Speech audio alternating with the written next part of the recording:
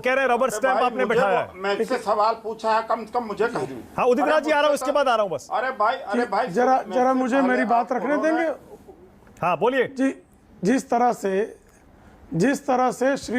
तरह से डॉक्टर उदित राज ने हताशा, अवसाद और कुंठा से ग्रस्त व्यक्तित्व की प्रतिमूर्ति स्वयं को सिद्ध किया, वह अत्यंत दुर्भाग्यपूर्ण है।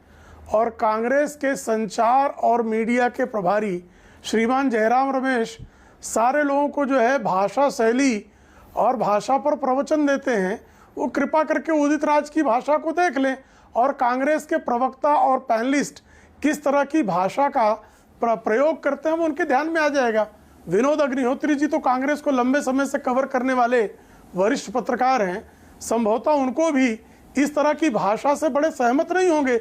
हो सकता है उदित राज जी के मित्र हों वो, लेकिन जिस तरह की भाषावली का प्रयोग, जिस तरह की हताशा की अभिव्यक्ति डॉक्टर उदित राज कर रहे हैं, वह निश्चित तौर पर अत्यंत दुर्भाग्यपूर्ण है।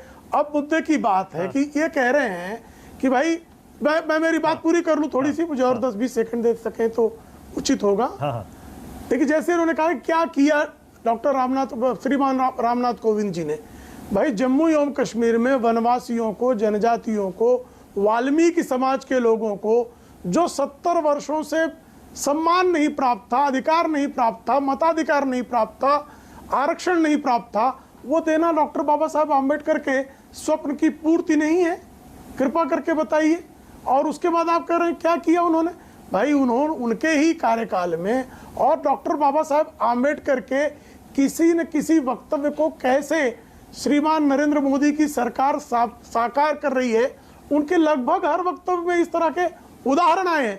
चूंकि आप उनके किसी वक्तव्य को सुने ही नहीं है, आप अपने हताशा में आकंठ डूबे हुए व्यक्ति थे, आपकी भी अपेक्षा रही होगी कि किसी शीर्ष संवैधानिक पद पर पहुंचे।